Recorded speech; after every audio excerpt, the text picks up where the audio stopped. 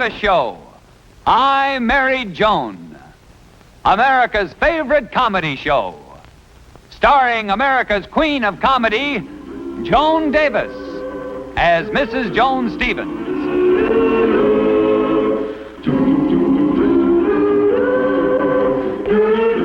And featuring Jim Backus as Judge Bradley Stevens.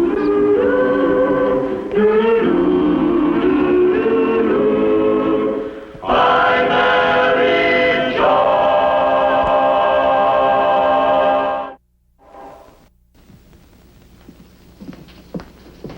More toast, Brad? No, thank you. I'll get you some more coffee. This will do nicely, thank you. Well, how about... No, thank you. Brad, you haven't said a pleasant word to me all morning. If you'll only... If you don't mind, I would rather not discuss it. Brad, I'm sorry. I promise I'll never do it again. Never. Well... Oh, Brad, darling, please say that you'll forgive me. Will you give me your word you'll never do it again? My solemn word, if I live to be 1,000, honey, I'll never do it again. Oh. Brad. Yes, dear. What is it I'll never do again? I know I'm not. I don't know what I'm apologizing for. Tell me what I did. As if you didn't know. It only happened last night. Last night? Well, let's see. Now, you came home from the office, and you were very friendly, and then I spoke to Mabel. You were still friendly, and then we had dinner. I had fried chicken.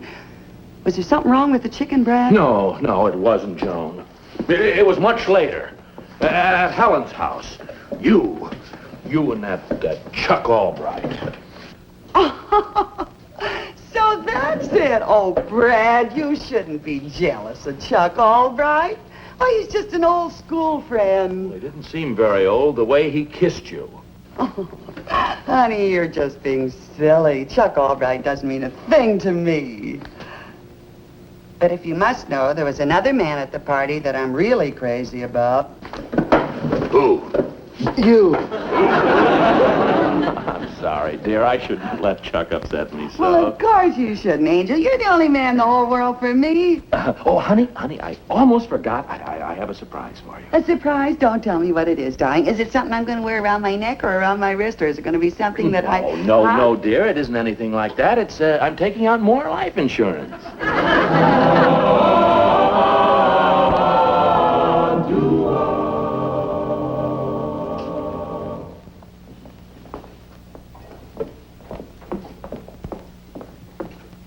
Yes, madam. Can I help you? Yes, I'd like to get a nice gift for my husband. That's a lovely tie you're holding, and only $1.89. Not nearly good enough. I want something much better. My husband is Judge Stevens. Oh, Judge Stevens. The judge comes in here quite often. How about this? $2.40? Not good enough. Something better. You see, he was so nice about Chuck Albright. Of course, he is an old friend, and it was only a good night kiss. It meant nothing. But you know how some husbands would be. Of course, I will admit that Brad was a little jealous. But after all, the way Chuck carried on, it was only Please, if you don't mind, this happens to be quite personal. Oh, I'm sorry. How about a shirt, tie, and handkerchief combination? That's very smart. Oh, that's more like it. I have some other colors here. There's blue and baby pink and...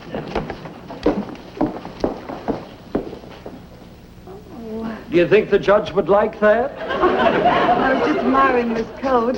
Could you wait on me? I'm in an awful hurry. I'm very sorry. I'm in shirts and ties. There'll be someone here in a moment. Say, I have just the thing. I'll fetch it for you, Mrs. Stevens. Will you pardon me? Oh, I don't know. I hate to buy anything for my wife. It's always wrong. Well, why don't you get your wife to pick out the coat herself? Oh, I couldn't do that. This is a surprise. I'm buying her a present. Oh, I'm getting my husband a present. Oh, I've got the sweetest little wife in the world. Oh, my husband is wonderful, too. You see, I've been working nights, and she never complains. Brad was very understanding about Chuck Albright. Night after night, I've been stuck in that hospital, and never a peep out of him. Oh, you're a doctor. I'm a veterinarian. I have a dog and cat hospital over here on Pine Road. Oh, I love dogs. You do? Yes. Well, say, I've been in this business so long, I can almost tell what kind of a dog a person owns just by looking at him. You can? I really can. Now, take you. Now, I'd say you look like a wire-haired terrier to me. you're not a Shawza. Something fashionable, I suppose, like a poodle. No, I don't own a dog. You don't own a dog. Oh. Oh, I never thought of that. Here's the sales lady. I need some help.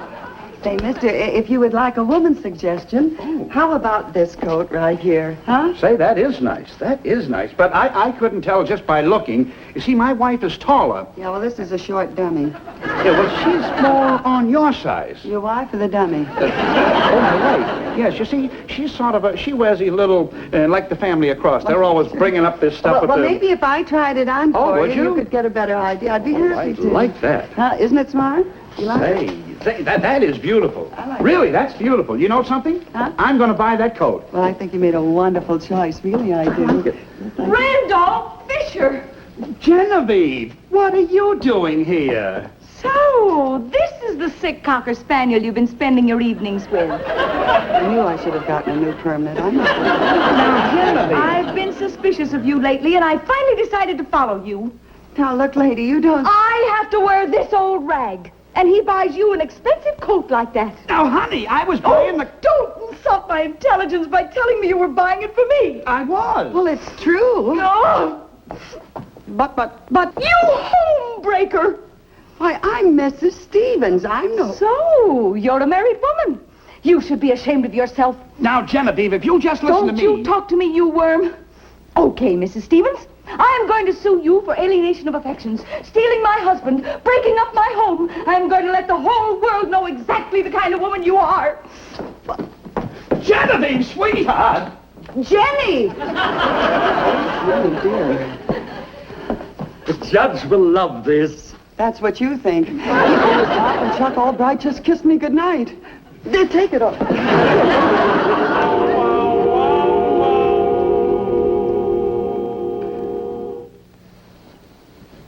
Brad? Honey, you're a judge. Tell me something. What do you know about alienation of affections? I said, what do you know about alienation of affections? Well, all I know is you're alienating my affections by not letting me read this murder mystery. Brad, please. Okay, dear. What is it? Well, honey, this woman... The what woman? A woman, what difference does it make what woman? A friend of yours? Yeah. Just as I thought. You know, dear, I get so sick and tired of people trying to chisel free legal advice. If your friend has a problem, tell her to go see a reputable lawyer. There, give me that book. Now, come on, Joan, hand it up. That's not... They're all right. Right. Okay, but I'm going to tell you who committed the murder. Oh, no. Unless you're willing to discuss my friend's problem. Absolutely not. Okay, the killer... No, don't. Will you discuss? But it's blackmail. No, it's alienation of affections. Proceed.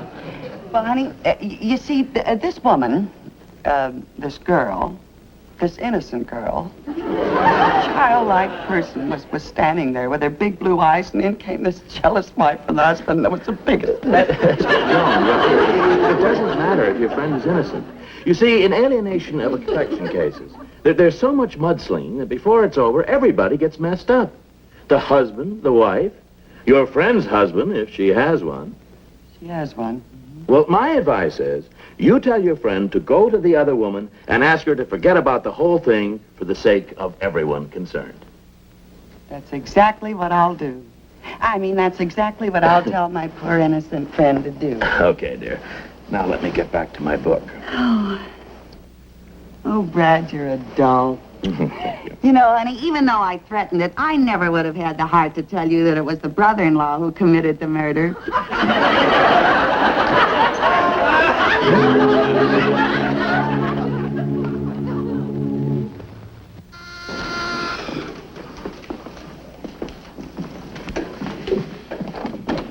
Oh, Hello?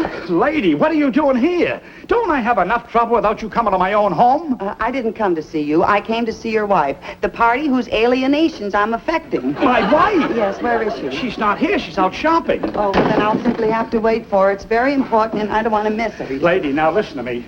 I've just spent the most miserable night of my life. I've got a Pomeranian in Pasadena with a mysterious melody. A sick cow in Van Nuys is so bad, this thing, I should be there right now with the... You should see it. I think it's dead, and my wife is all nerved up. If she ever walks in here now, she's just liable to... She'll be here any minute. Come on, you got to get out of here before my wife gets home. No, I simply must talk to her. You see, it's for her own good. Why, it's only logical. If she sues me for alienation of affections, there'll be so much mudslinging that everybody's going to get messed up. See? She won't listen to you. Now, come on, get out of here. You've got to get out of here before my wife gets home, I tell you. Please, Oh, Mr. now Fisher, listen you to have me. no idea. I've caught you two again. And this time in my own home. Mrs. Fisher, I promise you, this is the last time you'll catch me. From now on, I'll be very careful. You brazen siren. I suppose you can prove this is all innocent. That I can. And can you also say you never saw my husband before yesterday? That I can. Well, you just tell it to the judge. No, that I can't. That I can't. Maybe I could handle it this way. If I just say, Brad, do you remember that alien I told you about that was caught being affectionate with that jealous woman? And he'll say, honey, I trust you. Don't worry about that other woman. I know there's nothing to it. And I'll say, there isn't? And he'll say, nah. There, now you see how easy that was? Oh, you're right, Mabel. I'm glad now that Brad knows. I don't like to but wait a minute. Supposing it isn't as easy as all that. Suppose Brad doesn't say, nah. Supposing he says, what? And I'll say, well, Brad, how can you yell at me that way after all we've meant to each other? And then I'll try to come closer to him. But suppose he pushes me away. I fall to my knees. And I said, Brad, is that all our marriage means to you? Are all those happy memories just faded away? Brad, speak to me. Brad, please say something. Brad, you're hurting me. Brad, you're stepping on my wedding ring. Like Brad acting like that. I never would have believed it if I hadn't seen it with my own eyes. Oh, Joan, Don't speak to me, you beast. The whole hand here. What's the matter with her? I never mix in family quarrels. Well, I have to see about my insurance policy. I'll take this up with you later. You see that? He's furious, and I haven't even told him anything yet. Oh, he'll never understand. Mabel, what am I going to do? You can use the sink now. I can use the sink. I go in here now and I'll fix the doorknob, huh? Okay, George.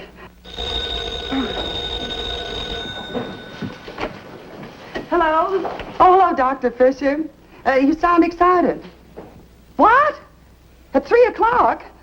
Well, I don't know. Meanwhile, keep a light burning in the kennel. I think I'm going to lose my happy home. Now, what's going to happen at 3 o'clock?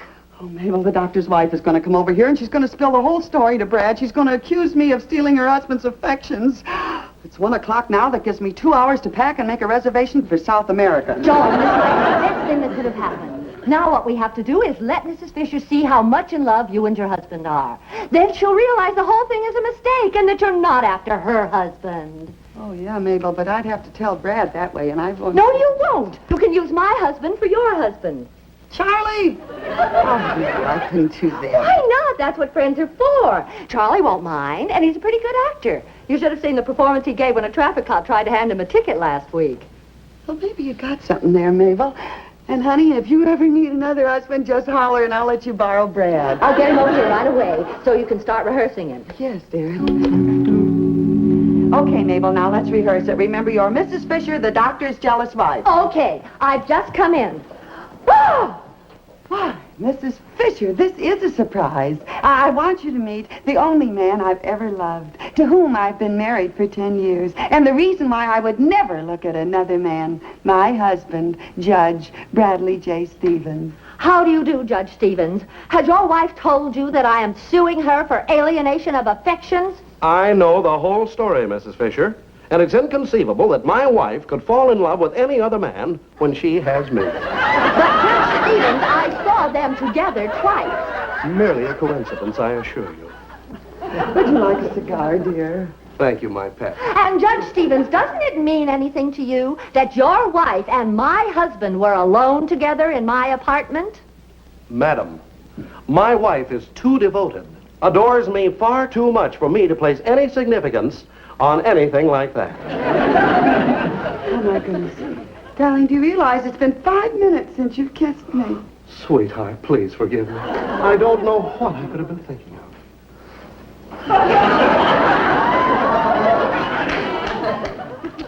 Oh, Brad. And, darling, here's another kiss to make up for the one I forgot. Oh, Charlie. That's enough of that, Casanova. I was only trying to convince Mrs. Fisher that Joan and I were in love. Well, you practically convinced me. Come on, I'm taking you home. That's suspicious. I mean, Mabel, you can't take Charlie home right now. But where else will I get a loving husband by 3 o'clock? That's your problem. And you'll be lucky if you don't have another alienation of affection suit on your hands. Goodbye. Well, I swallowed my pride. What else is left? Here's your old doorknob. The threads were worn off and I had to put a new one on the door. Don't you want the whole knob? No, you can keep it. Maybe you can sell it to a used doorknob lot. Oh, thanks. Yes, I'll go in and hang this pole now. I'll be through soon. Dr. Fisher, you shouldn't come here. I don't want to keep alienating your affections. Now, look, I'm not going to stay. I just came to tell you my wife isn't waiting till 3 o'clock to come here. She's on her way now. No. Yes. Oh, and I haven't got a husband ready. Oh, doctor, am I sick? Have you got something in there for human beings? Believe me, I am not. Mrs. Stevens, that's for a horse. Oh, hello, Joni. Hello. Oh, who's this? Yeah, who is this? Yeah, who am I? This is Dr. Fisher. Oh, Dr. Fisher. How do Yeah, you from do? the insurance company. I was waiting at the office, and here he is at the house. I guess we got the signals mixed, you know. You were waiting for him? Oh, yeah, to examine me for the new policy, you know. Oh, yes, of course. Yeah. The doctor was just telling me that you got your appointments mixed, weren't you, Doctor? Yes, of course. Well, Brad, why don't you take the doctor into the bedroom and he can examine you in there? Joni, that's a wonderful idea. Will you follow me, Doctor? Want to warn you, though, I'm healthy and my family, we live forever. Keep him in there as long as you can.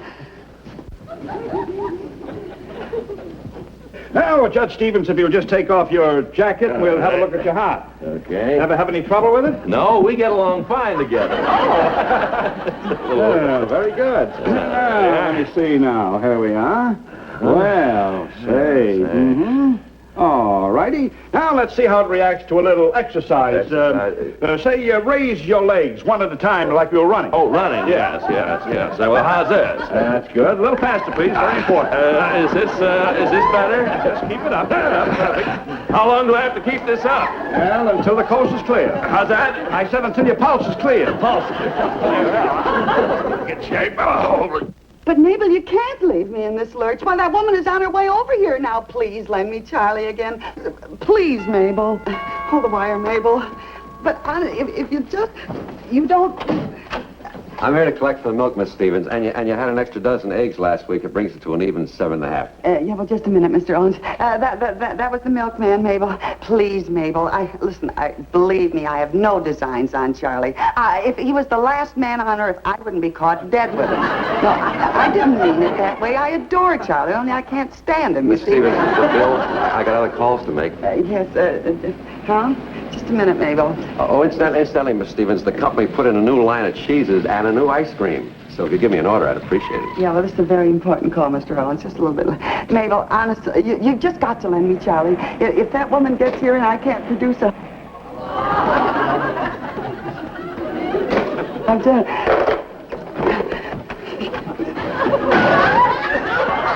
Mr. Owens, you've got to be my husband a little while. Miss Stevens, I'm a married man. What'll I tell my wife? Oh, you don't have to tell her anything. I just want you to pretend that you're my husband, huh? It's a big order. But I'm buying 10 pounds of your new cheese. That's a pretty big order, too. 10 pounds, huh? Look, just put on my husband's dressing gown. You won't be lying. Now, just here we are. The 10 pounds. I need it. be a nice button. 10 pounds. A little pound. Yes, just get all situated. 10 pounds, see? Just keep it up, Judge. Very important we get the proper reaction, you know. Just keep it up. Now remember, 20 pounds of cheese and 2 gallons of ice cream, right? Yeah, do a good job, and I'll let you throw in a crate of eggs. Mrs. Stevens, I've got to get out of here. You better get back in there and keep my husband in the bedroom. Who's this? That's my new husband. Your what? Get back at your wife. Oh! Mrs. Stevens, I came here to speak to your husband. Well, Mrs. Fisher, what a surprise. Do come in and sit down, won't you? Wow, how nice. Oh, I would like you to meet... I would like you to meet the only man that I have ever loved, to whom I have been married for 10 years, and the reason I would never look at another man, my husband, Judge Bradley J. Stevens. How do you do? I do. Yeah, well, we're not like most married couples. We're very happy together. Aren't we, darling? Gallon of yogurt. Judge Stevens, are you aware of your wife's conduct recently? Oh, the judge is aware of everything. Ma, you'd have to get up very early to get ahead of him. Wouldn't she, darling? I get up at 4:30 every morning. That's because we can be together longer that way, you see. Perhaps you won't be together so much when I tell him how you've been carrying on with my husband. Oh, that? Well, the judge knows that that's just a coincidence. He trusts me. Don't you, darling? Yeah, well, I do, but the company likes cash. You see, here's the way...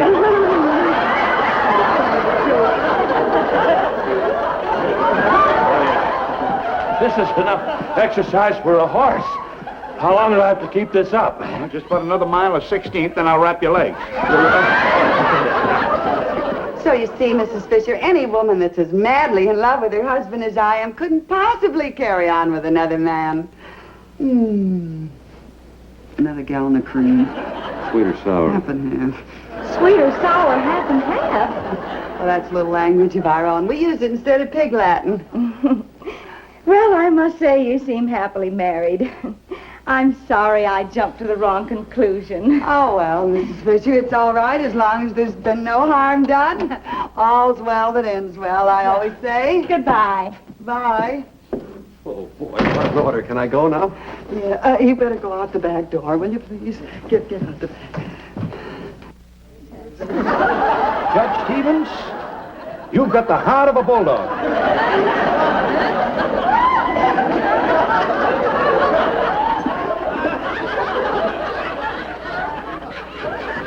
Is she gone? Yes, she's gone. And she apologized, and she's going to drop the whole thing. Oh, Mrs. Stevens, how can I ever thank you? I forgot. You've been here all the time, you unfaithful scoundrel. Both of you carrying on behind my back while I was right here in the same house with you. Mrs. Stevens, you shameless hussy. Now, listen, Mrs. Fisher, I happen to be very much in love with my husband. If he was here now... Joan, I'm certainly glad I got back in time. Is this the woman who thinks you're unfaithful to me? Madam, you are under a serious delusion. Joan and I love each other. Well, not now, Charlie. Boy, it's hot in that closet. You think you'll be needing me anymore? No, I think that did it. You female bluebeard, I'm not staying in this house another minute. Oh, Joni, where's my robe?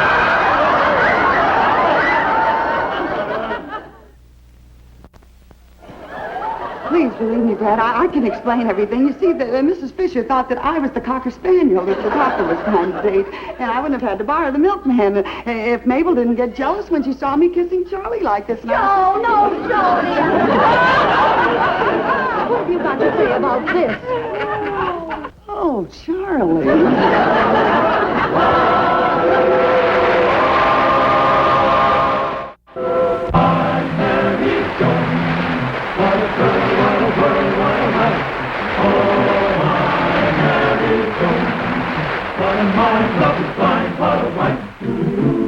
Giddy and gay, all day she keeps my heart laughing, never know where her brain has gone.